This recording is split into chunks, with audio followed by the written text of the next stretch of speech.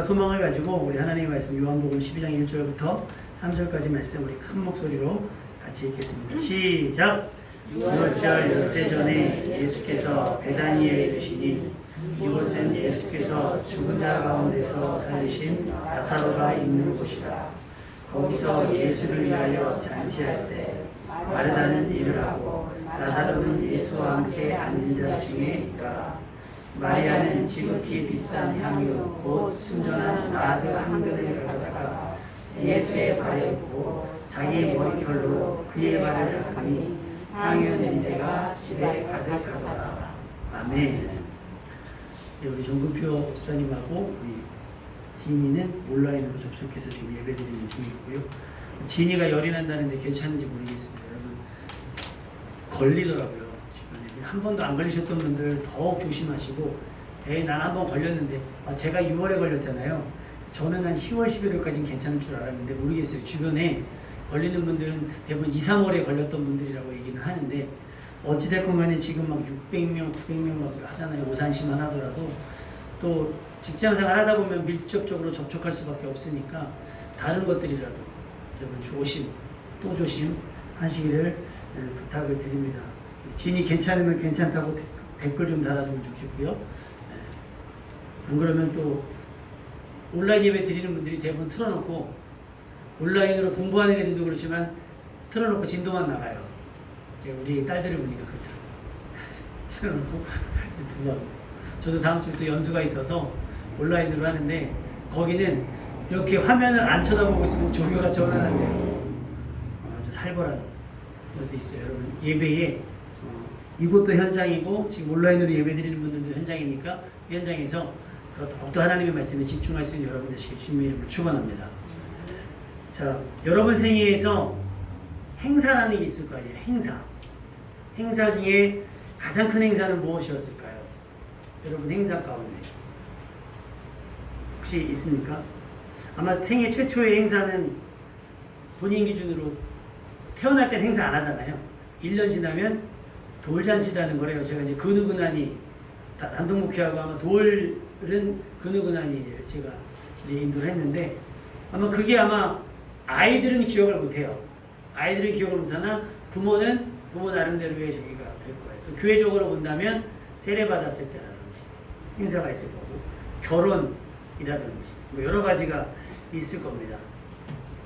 입학, 또 졸업, 또 취업, 결혼, 출산, 앞으로 나를 위한 크고 작은 행사, 축하와 위로의 자리가 많이 만들어질 건데, 분명 나를 위한 것이고 내가 주인공임에도 불구하고 내가 기억하지 못하거나 자리하지 못하는 경우도 있을 거예요. 특히 장례식이요. 장례식은 누가 주인공일까요? 장례식에는 돌아가신 분의 지인들이 오시나요? 아니면 유가족들의 지인들이 오시나요? 돌아가신 분은 그럼 되게 외롭겠어요. 그죠? 장례에 오늘 나사로가 장례를 치렀던 사람이니까 거기에 한번 집중을 할 거예요. 하는데, 그 전에도 제가 한번 말씀드렸잖아요. 미리 장례를 치르시는 분들. 그래서 미리 임종 예배를 드리는 거예요. 아예. 그러니까 미리 다 연락을 해서, 나는 암을 투병하는 중이니까 다 연락을 해서 나 장례식이 있어. 빨리 와. 그래서 내가 살아있을 때 너희들과 이별하고 싶다. 그리고 그러면서 불러다 놓고 막 노래 부르고요. 막 식사하고 하면서 막 돌아가면서 사진 찍고, 그러면서 이제 마지막에 이제 다 끝나고 나서 파장할 때 이제 얘기를 하는 거예요. 사실은 내가 지금 내 상태가 이렇고 살 날이 얼마 남지 않았다. 나 죽은 다음에 와봐야 무슨 의미가 있냐. 살았을 때 내가 조금이라도 의식이 있을 때 하는 게 맞지. 그러면서 그리고 내가 죽으면 연락이 안 갈 거야. 장례식을 치렀으니까. 그러니까 지금의 나를 기억해 줘 하고서 갔더라고요. 그러니까 그렇게 해서 나왔는데, 좀 의미 있는 장례식이었던 것 같아요. 생전 장례식인데 의미, 본인이 주인공 되는 거잖아요. 본인이 주인공 되고 본인의 삶의 의미를 되새기면서 자기와 친했던 혹은 자기와 함께했던 사람들과 그렇게 만날 수 있는 의미 있는 시간. 그래서 교회도 이런 부분들에 대한 생각을 좀 했으면 좋겠어요. 무조건 그냥 막 장례식장에 가가지고 예배가 막 여러 번 드려지거든요. 막 가족들이 크리스찬이 많으면 많을수록 한 교회가 아니고 여러 교회 생기면 경쟁적으로 예배를 드려요. 뭐 형, 동생, 뭐 누나 막 이렇게 되면 돌아오면서 본인 어머니가 뭐 교회를 다니셨으면 막 교회 목사님도 오시고 막 이렇게 되는 케이스도 있어요. 근데 저는 제가 가진 기준으로는 그날 제일 위로받고 제일 뭐랄까 쉼을 얻어야 되는 게 사실 유가족이라고 봐요. 그래서 저는 크리스찬 이전에도 맞절하는 거를 별로 좋아하지 않았어요. 왜냐면 그게 다 허리가 나가요. 여러분 해보셨습니까? 맞절? 이렇게 오면 상주들 오잖아요. 그러면 문상 오신 분은 한 번 하는데 상주는 오는 사람, 난 모르는 사람인데도 와서 있으면 맞절을 하잖아요. 그래서 교회들이 가면 어떻게 되냐면 이렇게 저희는 꽃 이렇게 하잖아요. 헌화하고 나서 바로 가서 상주하고 악수합니다. 왜냐면 절을 하시니까 절하지 않게 이렇게 하거나 이렇게 아는 분, 친하신 분들이면 이렇게 포옹하거나 이렇게 하거든요. 그러니까 생각해보면 장례식을 치르고 나면 몸살을 낳는 건 상주들이에요. 영화배우 박중훈 씨가 그 얘기했더라고요. 허리가 나가서 디스크 걸렸대요. 어머니 상 치르고. 왜냐면 유명한 분이니까 엄청 많이 온 거예요. 그걸 예라고 생각해서 그런지 모르겠으나 어찌됐건 그런 문제가 있고, 어제 신문기사에 작게나 어때 궁금한 뉴스 Y인가요? 거기에 제가 헤드라인만 봤는데 거기에 보니까 어머니가 재산이 꽤 있었어요. 다 나눠줬더니 다 가져가고 어머니 버렸어요. 그리고 혼자 지하방인가 거기서 생활하시는 모습이 나와. 이렇게 헤드라인에 나왔더라고요. 마지막 얼마 남은 재산은 막내딸인가 누가 다 해가지고 가져가고 어머니 혼자 나셔서 식사도 제대로 못하시는, 돌아가시는 분. 아마 돌아가셔도 형제들은 모일 겁니다. 자식들은 모여서 뭐 할까요? 혹시 남아있는 재산 없을까 그거 하거든요. 장례는 그런 의미가 있는 것 같아요. 그러니 여러분, 장례를 준비하면서 살아가는 건 아니지만, 우리가 장례를 준비하면서 살아가는 건 아니지만 장례를 염두에 두고는 살아가야 되지 않을까라는 생각을 합니다. 그죠? 기왕이면 여러분의 장례는 굉장히 먼 날이 되시기를 주님의 이름으로 축복합니다. 싫으세요? 지금 당장 막 이렇게 하면 안 되잖아요. 여러분의 장례는 최대한 멀리, 그다음에 우주선 타고 막 이렇게 막 달나라 가고 막 이런 시기까지 다 보시고 건강하고 멘탈이 다 꿋꿋하게 계셨다가, 저 섬기던 교회는 전설 같은 이야기가 있대요. 권사님이 오전 예배 드리시고 점심 식사하시고 오후 예배 드리기 전에 잠깐 의자에 계실 때 90몇 세신가 그런데 저기 예배 드리기 전에 돌아가셨대요. 오후 예배 때 가만히 식사하시고, 예배도 씩씩하게 다 큰 소리로 찬양도 하시고 하고 점심시간에 교제 다 하시고 오후 예배 드리려고 딱 애들이 조금 누워 계시더래요. 그래서 예배 드리려고 깨어렸더니 딱 돌아가셨다고요. 다들 그렇게, 나도 저렇게 생을 마감하고 싶다 막 이렇게 얘기를 하시더라고요. 그런 얘기. 돌아가시고 난 다음에는 뭘 있는지 의미가 없어요. 그죠? 그러니까 여러분, 살았을 때의 부귀영화 다 누리시고요. 돌아가신 다음에 무슨 그 관이 무엇을 크리스탈에 담기실지라도 아무 의미가 없습니다. 아무 의미가 없으니까 장례를 염두에 두고는 살아가셔야 돼요. 아멘? 장례를 추구하는 건 안 되고, 그죠? 장례를 너무 나 죽으면 어떡하지? 이거에 살 건 아니지만 반드시 죽는구나 라는 것을 염두에 두고 세상을 살아가셔야지. 왜냐면 크리스천들에게 더욱더 한 번 죽는 것은 사람에게 정한 것이고 그 다음에 뭐가 있어요? 심판이 있으니까 죄 짓는 걸 두려워하면서 살아갈 수가 있어요. 아멘? 그래서 장례의 주인공은 돌아가신 분인데 친구가 와도 만날 수가 없고 누가 와도 만날 수가 없는 그런 지경이에요. 그래서 오늘 본문에 보면 잔치를 하거든요. 근데 우리가 지난번에 이 본문을 가지고 나사로 본문을 봤을 때 지난번에 뭐가 장례식이 치러졌잖아요. 그 장례식의 주인공도 누구였어요? 나사로였어요. 나사로.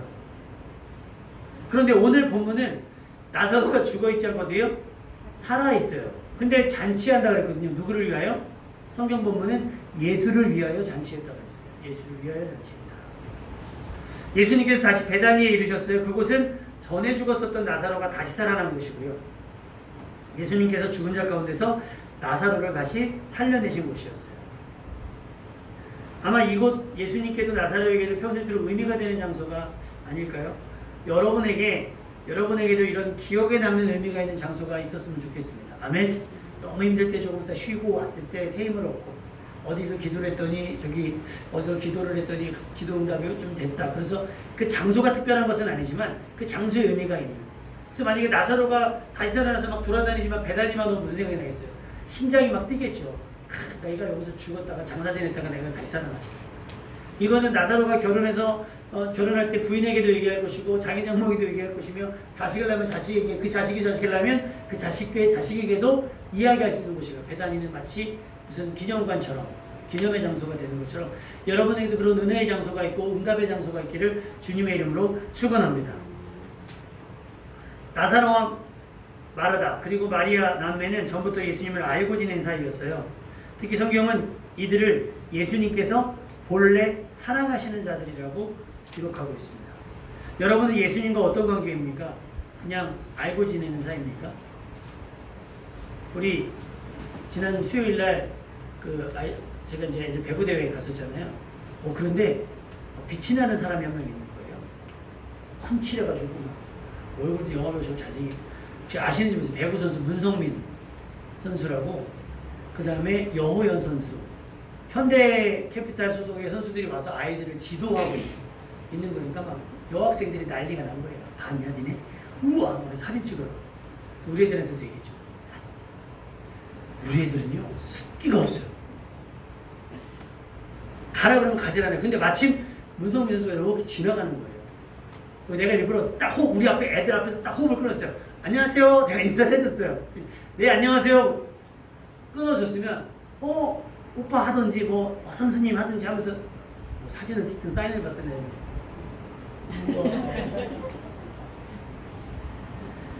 참 기억에 남습니다.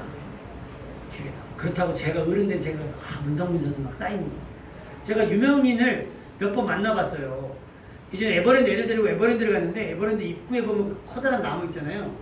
거기서 우리끼리 사진 찍고 있는데 누가 조그만 분이 카메라를 주면서 사진 좀 찍어주시겠어요? 네. 그러고서 이렇게 사진을 딱 줬는데 여러분 아실지 모르겠어요. 이천수 선수 친구 중에 그 되게 유명하신 축구 선수 최태욱 선수라는 분 있어요. 우리 진짜 아시죠? 최태욱 선수고요. 근데 나도 유명인을 처음 보니까 거기에서 최태욱 선수 아니세요? 맞대는 거예요. 그럼 카메라도 들고 있겠다. 사진 한 장 찍으세요 했더니 애들이 누구 닮았나 봤더니 저 닮았더라고요. 숫기가 없어가지고. 그리고 저희가 제 주변에 유명한 사람이 없어요. 친해지지 못해가지고. 그 주변에 목사님들은 유명하신 목사님들 다 알아요. 이 목사님 알아요. 다른 분들도 물어봐요 저한테. 어느 목사님 아냐고. 몰라요 저는. 내가 안다고 그분이 저를 아는 게 아니잖아요. 내가 안다고 얘기하는 건 뭐예요? 그분도 나를 좀 알아요. 나 그분 알아요 라고 얘기하지. 나만 TV에서 보고 책으로 봤다고 해서 내가 안다고 얘기할 수는 없잖아요. 제가 조용기 목사님 알죠? 조용기 목사님 저 알겠어요? 모르니까 저는 안다고 얘기 안 하거든요. 그러니까 우리 애들이 누구 닮았겠어요? 저를 꼭 닮아가지고 습기가 없어요. 그러니까 애들이 그런 아이들이 요즘에 많이 있거든요. 버릇이 없는 게 아니라 습기가 없어가지고 먼저 아는 척 못하는 분들이 있어요. 여러분들이 먼저 아는 척 하세요. 우리 나영이는 안 그래요. 나영이는 괜찮아요. 그러니까 나사로와 마르다와 마리아는 주변에 많은 예수님을 따라다녔던 그런 사람들과는 좀 다른 결이 달라요. 왜? 성경에 예수님께서 본래 사랑하는. 그러니까 다른 번역 성경에 보면 무척 사랑하는. 그러니까 특별히 뭔가 예수님이 마음이 가는 남매였던 것 같아요. 그런데 오라비가 아프잖아요. 사람을 보내요. 예수님이 왔어요, 안 왔어요? 제때 안 해요. 긴급할 때인데 굉장히 응급한 순간인데 예수님께서 오시지 않았단 말이에요. 예수님이 사랑하시던 자인데도 불구하고 나사로가 병이 걸려요. 예수님이 본래 사랑하시던 자였음에도 불구하고 나사로의 치료 시기를 놓칩니다. 또 나사로가 죽었어요. 그러면 가장 먼저 와서 위로해 줄 분이 예수님인 줄 알았는데 예수님이 장래도 사흘이나 늦게 도착을 하시죠. 여러분, 때는 우리의 기도가 간절함의 여부와 상관없이 더디 응답되는 때가 있어요.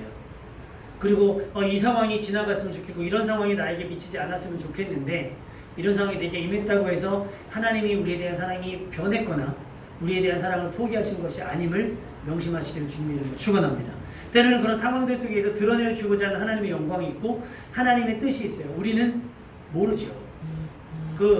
아메리카 갓탤런트인가요? 그런 거 이렇게 보면 제주꾼들이 많이 나오잖아요.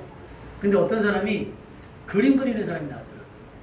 근데 그림을 그 사람은 열심히 그리는데 보는 사람은 재미가 없는 거예요. 여러분 누가 옆에서 그림 그리는 걸 이렇게 보고 있어요? 뭐 있겠어요? 연주는 좀 달라요. 피아노 연주나 이런 것들은 다른데 그림은 우리가 그려진 걸 보는 건 익숙하지만 그리는 과정을 보는 건 근데 그림은 뭔지 모르겠어요. 그래가지고 다 탈락 버튼을 누르는 거예요. 너무 지루하니까. 탈락 누르는데 이 사람이 그냥 그거와 상관없이 그림을 딱 그리더라고요. 계속 그려요. 그러니까 이제 마이크 잡고 얘기하려고 하는 찰나에 이 사람이 갑자기 그 사진이 아니라 그림을 그렸던 그림을 탁 돌리더니 밀가루 같은 걸 딱 뿌리니까 거기 앉아있는 심사위원 얼굴이 딱 나오는 거예요. 전혀 몰랐어요. 다. 그러니까 그때 일어나서 막 박수를 치고 막 환호하는데 결과는 탈락인 거죠. 탈락. 그 뭐냐면 우리는 전문가가 이걸 왜 저렇게 하는지 몰라요. 그렇지 않아요? 몰라요. 그런데 다 그려지고 난 다음에 그때서야 아하 그래서 그랬구나를 아는 거예요. 나사로가 죽었어요. 거기까지만 보면 몰라요.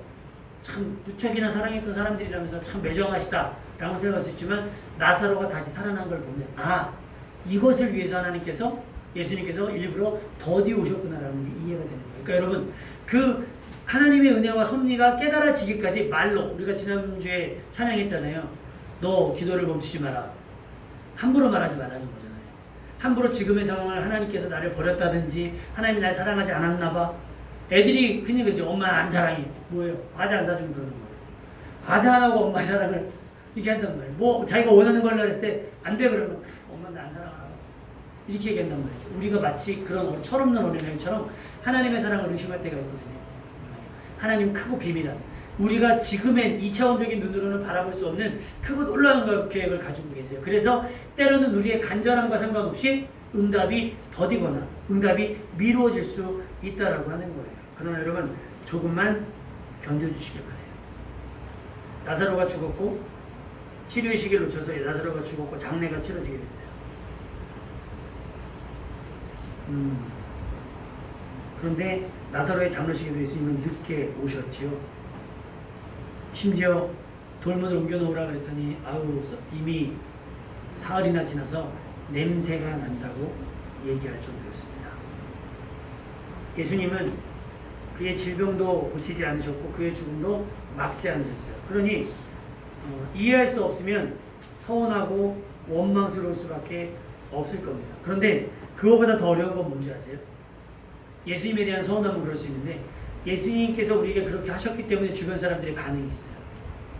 그 주변에 예수님께서 오니까 주변 사람들이 뭐라고 얘기해요? 요한복음 11장 37절에 맹인의 눈을 뜨게 하니가 이 사람은 그 사람을 죽지 않게 할 수는 없었더냐. 아니 우리 있을 땐 다 맹인도 고치고 막 그러더니 그 난리를 치더니 정작 사랑한다고 얘기했던 나사로는 죽지 않게 할 수 없었던 거냐라고 비아냥거립니다. 때로는 우리가 교회 다니는 것, 우리가 예배를 드리는 것, 주의를 지키고 또 뭐 헌금을 하는 것 이런 것들에 대해서 세상 사람들이 굉장히 비아냥거리고 비웃을 수 있다는 거예요. 그들은 뭐하기 때문에? 모르기 때문에. 그 큰 그림을 모르기 때문에. 그러니까 세상 사람들의 비웃음에 혹은 세상 사람들의 비아냥에 여러분 상처받을 필요가 없어요. 그들은 뭐니까? 몰라서 그러니까. 몰라서 그러니까. 우리는 하나님의 뜻과 섭리를 믿고 신뢰합니다. 그럼에도 마음 한켠에 가끔 서운함과 속상함, 의심이 들어갈 때도 있어요. 마리아도 그랬고 마르다도 그랬어요. 주님께서 여기 계셨더라면 오라비가 죽지 않았을 겁니다. 진작에 함께 하셨더라면 일어나지 않았을 슬픔과 절망의 상황이 결국엔 일어나고 말았고 하지만 이는 하나님께서 나타내시려고 하는 크고 비밀한 일에 대한 무지에서 비롯되는 거예요. 여러분 우리가 당장은 이해할 수 없는 큰 그림을 그리시는 하나님을 기대하며 신뢰하며 기다리는 여러분 되시기를 주님의 이름으로 축원합니다. 왜 내 사랑하는 가족들의 구원이 더딘지 왜 하나님은 그렇게 역사하지 않으시는지 그럴 수 있어요. 내가 이렇게 기도했으면 하나님 빨리 응답 주셔야 되는 거 아니에요? 내가 돈 달라 그래요? 명예 달라 그래요? 아직 안 믿는 내 가족들 빨리 예수 믿게 해달라는 게 그게 하나님이 바라시는 기도인데 왜 그렇게 더딜까요? 라고 따져 묻지 마시고 겸손하게 하나님 제가 더 기다리겠습니다. 제가 더 기다리겠습니다.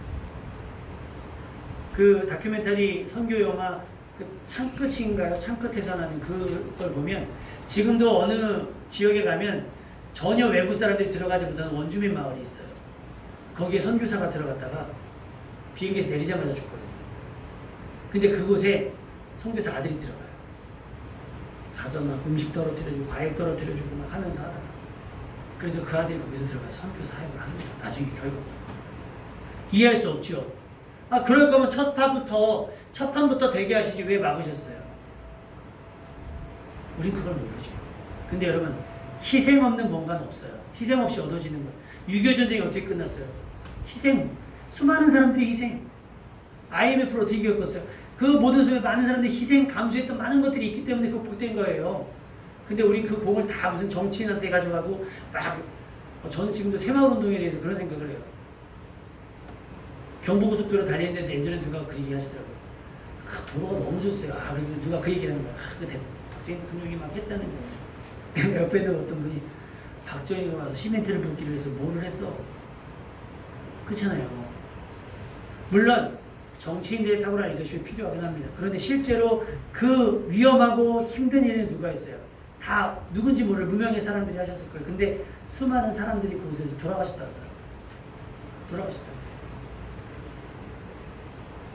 이해할 수 없죠. 왜 우리가 그곳에 오니? 근데 그들이 수고와 희생 덕분에 어떻게 우리가 편안히 조금 더 살아가게 되는 거예요. 그래서 부모님들이 수고하는 거예요. 자녀들이 조금 편안히 살 수 있게 하기 위해서. 그렇게 생각하면 이해 못할 부분이 없는 거죠. 예수님은 나흘이 지나 이미 죽음이 확인된 나사로에게 명령하듯 말씀하십니다. 나사로야, 나오너라. 지금 여러분의 상황과 상태가 나사로의 지경이라 할지라도 여러분의 이름이 불려지는 순간 회복이 시작되는 줄로 믿습니다. 전에 없던, 가망 없던, 절대 불가능해 보였던 회복의 역사가, 만회의 역사가 여러분 가운데 나타날 줄로 믿습니다. 그러니까 주의 음성을 들으셔야 돼요. 죽었더라도, 낙심했더라도 하나님의 음성과 하나님의 말씀을 들을 준비를 하셔야 되는 거예요. 누구? 그 외에 무인도 같은 데 표류하는 영화를 보면 그 사람들이 뭐 하는 줄 아세요? 귀를 열어놓고 있어요. 뱃소리나 헬리콥터 지나가는 소리가 나면 미친 사람처럼 막 소리 지르고요. 막 흔들고 막 그래요. 뭐 하기 위해서? 살기 위해서. 살아나가기 위해서. 마찬가지예요. 내 상황이 아무리 저기래도 처절해도 버티면서 뭘 들어야 돼요? 여러분의 이름을 부르시는 주님의 음성을 들을 수 있기를 주님의 이름으로 축원합니다. 그러면 무덤에서 나올 수 있어요. 불황에서 나올 수가 있고요. 실패해서 나올 수가 있어요. 나사로는 장례식 중에 다시 살아나서 그 장례식이 됐어요. 그러면 그때부터 그게 뭐예요? 장례식이 아니죠.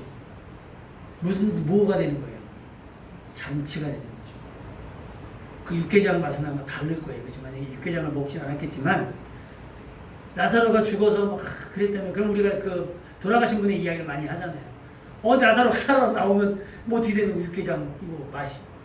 기분이 달라지는 거잖아요. 태도도 달라지고. 나사로는 장례식 중에 다시 살아나서 그 장례식의 진짜 주인공이 됐습니다. 여러분의 살아가는 모든 일 속에 특히 싸움과 같은 치열한 일상의 큰 반전, 역전의 주인공이 되시기를 주님의 이름으로 축원합니다. 많은 사람이 낙심했을 때 여러분은 용기를 낼 수 있고, 낙심했을 때 많이 우울했을 때 여러분은 즐거워할 수 있는 그런 삶을 살아가셨으면 좋겠고요. 이 일로 많은 사람들이 나사로를 구경하듯 모여들었다 그래요. 요한복음 12장 9절에 보면 유대인의 큰 무리가 예수께서 여기 계신 줄 알고 오니 이는 예수만 보기 위함이 아니라 죽은 자 가운데서 살리신 나사로도 보려 합니다. 대제사장들이 나사로까지 죽이려고 모여하니 이유는 나사로 때문에 많은 유대인이 가서 예수를 모았기 때문에 믿었기 때문이에요. 할렐루야. 여러분이 실패해서 회복된 것 때문에 누군가 예수를 믿게 될 거예요. 여러분이 겪었던 우울함과 여러분이 겪었던 좌절과 이런 것들에서 회복된 여러분 때문에 누군가는 예수님을 믿게 될 겁니다. 아멘. 만사형통만 가지고 쟤처럼 나도 그냥 잘 나가고 싶다, 그걸로 예수 믿게 되는 경우도 많이 있지만 그게 아니라 여러분의 회복됨, 여러분의 고쳐짐, 여러분의 만회됨, 이런 것들 때문에 더 믿게 되는 역사가 많아요. 그러니까 여러분이 회복된 것들로 누군가에게 희망이 될 수 있기를, 누군가에게 기적의 아이콘이 될 수 있기를 주님의 이름으로 축원합니다. 그렇게 나사로처럼 장례식을 겪고 있는 중에 장례식을 잔치로 바꾸는 사람이 되시는 게 좋겠어요. 결과적으로 나사로 때문에 많은 유대인들이 예수님을 믿게 되었고, 여러분의 일생에서 드러나는 희노애락 통해 주변 사람들도 예수님을 믿게 되기를 축원합니다. 예수님은 다시 살아나신 나사로를 다시 찾아오셨어요. 예수님께서 베다니에 이르자마자 예수님을 위해 잔치가 시작됐어요. 이번에는 장례식이 아니라 진짜 잔치예요. 이미 슬픔이 기쁨으로 바뀌었고 낙심과 절망이 기대와 소망으로 바뀌었습니다. 이사야서 61장 3절, 우리가 아까 찬양했던 것처럼 슬퍼하는 자에게 화관을 주어 그 죄를 대신하며 기름으로 그 슬픔을 대신하며 찬송의 옷으로 그 근심을 대신하시고, 우리 하나님께서 우리 대처하시게 한다는 거예요. 우리 좌절을 바꾸고 실패를 바꾸고 불안을 바꾸고 여러분이 당하는 슬픔을 바꾸고 괴로움을 바꾸시고 이 잔치는 죽었다 살아난 나사로를 위함이 아니라 죽었던 나사로를 다시 살려내신 예수님을 위한 잔치였다는 거예요. 죽었다가 다시 살아난 나사로는 예수님의 옆자리에 앉아 있었어요. 여러분 상상을 해보세요. 죽었던 나사로가 딱 앉아있는 장면을 보면 얼마나 신기하겠습니까? 얼마나 신기하겠어요. 아마 지금으로 보면 그것이 알고 싶다부터 시작해가지고 방송국 3사가 아니라 막 CNN부터 시작해갖고 해외 토픽감으로 와가지고 아마 찍었을 거예요. 그럼 얼마나 어떻게 된 겁니까? 저는 몰라요. 예수님의 음성만 들었을 뿐입니다. 나는 죽어 있어서 아무 의식이 없잖아요. 의식도 없고 의식도 없는데 그 예수님의 음성이 나를 살렸습니다. 인터뷰 한 방이면 전도가 되는 거예요. 여러분도 이렇게 누군가 이목을 끌을 때 이렇게 거룩한 의미로 이목을 끌을 수 있는, 주목을 받을 수 있는 여러분 되시기를 부탁을 드립니다. 살아있는 사람 가운데 장례와 다시산 기념으로 열리는 잔치를 다 받아본 사람이 있을까요? 만약 둘 중 하나를 선택할 수 있으면 여러분 뭐 선택하시겠어요? 잠언은 얘기하거든요. 잔치보다 사실은 장례식에 가는 게 지혜로운 사람이라고 얘기를 해요. 오늘 목사님들이 그런 얘기해요. 시골교회 목사님들은 와갖고 한 사역, 가장 많이 한 사역이 장례 치르는 일이래요. 시골은 젊은 사람들 있고 다 나이 드신 분들이 있으니까 또 코로나 시기에 많이 돌아가셨다고 그러더라고요. 장례를 치르면서. 아무리 지혜로 돌아지 장례만 치르면 되겠어요? 우리는 죽었다가도 다시 살아날 수 있는 회복의 은혜가, 세상 말로 하면 재생의 은혜가 있기를 여러분이 주님의 이름으로 축원합니다. 예레미야 33장 3절에 너는 내게 부르짖으라 내가 내게 응답하겠고 내가 알지 못하는 크고 은밀한 일을 내게 보이리라 그랬어요. 그런데 신기한 건 뭐냐면 마르다나 마리아가 이렇게 부르짖어 기도한 적이 없어요. 마르다와 마리아는 이 상황을 서운하지만 받아들였단 말이에요. 그 간절할 때는 언제였었냐면 예수님께 사람을 보냈을 때는 간절했어요. 근데 이미 오라비가 죽고 나서는 이제는 희망이 없구나, 이제는 끝났구나라고 인식을 하고 서운함은 있었지만 주님께서 여기 계셨다면 죽지 않았을 겁니다. 서운함이 있었어요. 근데 저는 그 생각을 하는 거예요. 부르짖는 장면이 없어. 근데 어떻게 크고 비밀한 일들이 일어났지? 여러분 기도가요 무슨 영화 찍듯이 막 이렇게 두 손 들고 하는 게 그게 아니더라고요. 길 가다 문득 떠오르는 기도 제목이 있으면 간절함으로 기도하세요. 되뇌이세요. 그러면 그게 부르짖음이 됩니다. 사람을 보내요. 사람을 보내고 경찰을 부르고 혹은 119를 부르고 누구를 보고 그 간절함이 하나님의 크고 은밀한 일을 나타낼 수 있는 기회가 된다. 그러니까 부르짖음이라고 하는 게 무슨 마치 정형적인 교회 안에서 막 주여 삼창하고 기도하는 그런 부르짖음이 아닐 수도 있다. 물론 문제가 생기면 이렇게라도 기도를 해야겠죠. 그러나 이 부르짖음이 여러분 우리 안에서 그 있잖아요. 그런 부르짖음이 끊이지 않을 때 여러분의 삶 가운데 알지 못하는 크고 은밀한 일들이 끊임없이 나타나게 될 겁니다. 마르다나 마리아가 작정하고 금식하며 기도한 것도 아니에요. 그럼에도 불구하고 오라비는 살아났어요. 그럼에도 예수님은 그들에게 전혀 예상하지 못했던 큰 일을 행하셨습니다. 마르다는 예수님이 오시자 예수님을 위하여 음식을 준비했고 나사로는 옆에 앉아있어요. 그러면 이제 우리 핵심은 누구예요? 마리아 어디 갔어? 지난번에 마르다가 일할 때 마리아는 뭐였죠? 예수님의 발치에 앉아서 말씀을 들었어요. 근데 마리아가 지금 나오잖아요. 그런데 갑자기 3절 말씀 한번 읽어볼까요? 시작. 마리아는 주의 사랑으로 수많은 나라를 가져다가 예수의 발에 붓고 자기 머리털로 그의 발을 닦으니 향하는 냄새가 집안에 가득하더라. 지극히 비싼 얼마일까요? 요 항유가 얼마? 그래서 가룟유다가 한 번에 알아봐요. 그거 대략 300데나리온 정도입니다. 300데나리온은 약 노동자들의 그때 당시 노동자들의 연봉 300일치 일당이라고 해요. 그러니까 연봉이라고 비슷하게 되죠. 그러니까 얼마 정도 되겠습니까? 지금 보면. 근데 그거를 가차없이. 근데 이게 보면 깨트려서 한다는 본문도 있어요. 그러니까 왜 깨트리냐 했더니 막 가차없이 막 깨트리는 게 아니라 그 병 자체가요. 병 자체 뚜껑을 열려면 이걸 깨는 거예요. 그러니까 왜 뭐 그런 거 있죠. 야 병원 가서 이렇게 주사 맞으려면 앰플 이렇게 딱 꺾으면 깨지는 것처럼 얘도 이렇게 담아놓은 거를 깨트리는 거예요. 뚜껑을 열면 자연스럽게 깨지는 그런 모양이라고 하더라고요. 근데 1년치 연봉을 쏟아 부어요. 또 자기 머리카락으로 예수님의 발을 씻습니다. 근데 가룟유다는 뭐라고 얘기해요? 허비라고 얘기해요. 근데 마리아 입장은 뭐겠어요?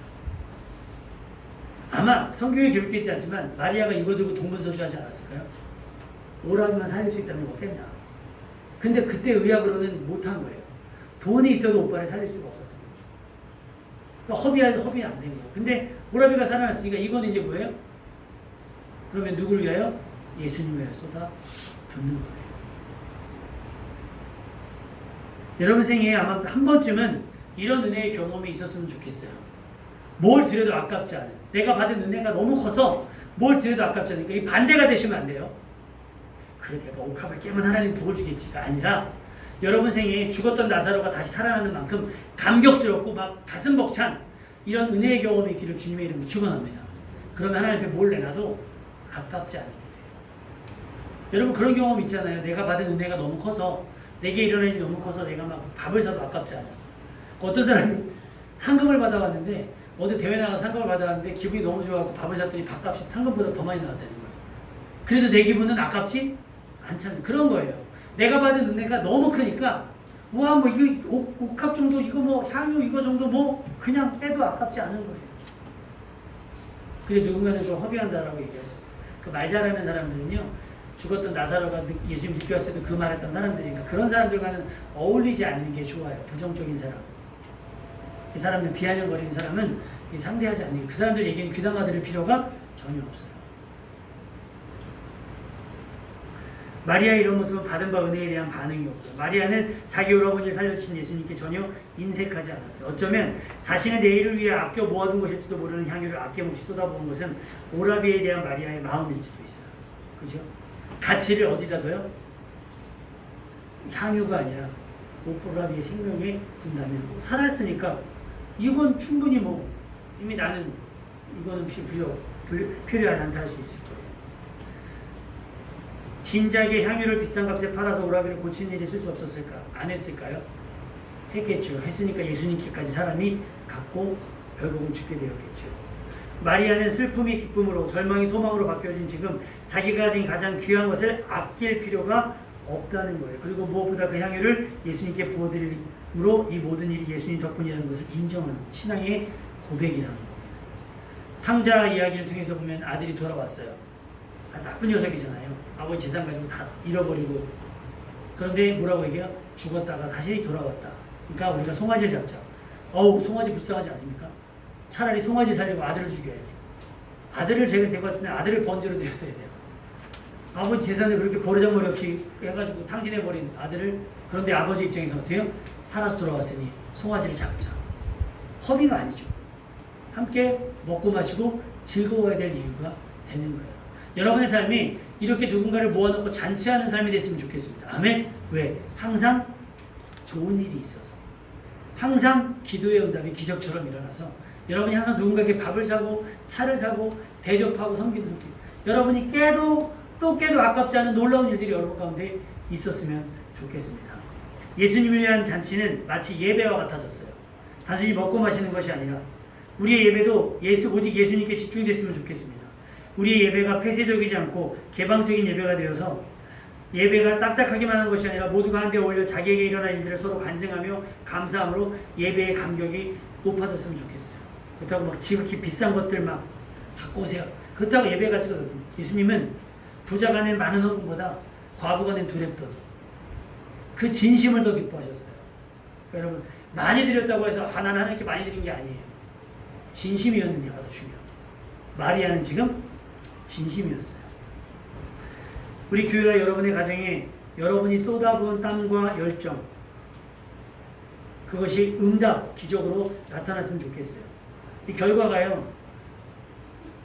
당연히 그 비싼 향유를 깼으니까 향유 냄새가 그 집에 어떻게 돼요? 가득했다 그랬잖아요.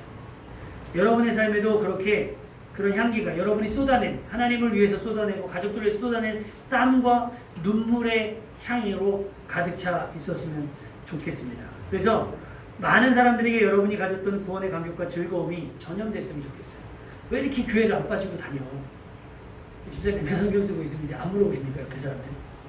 아마 이런 표현이 그렇지만 이상하다, 사람이 이상하다 하셨을 거라고 있을 거예요.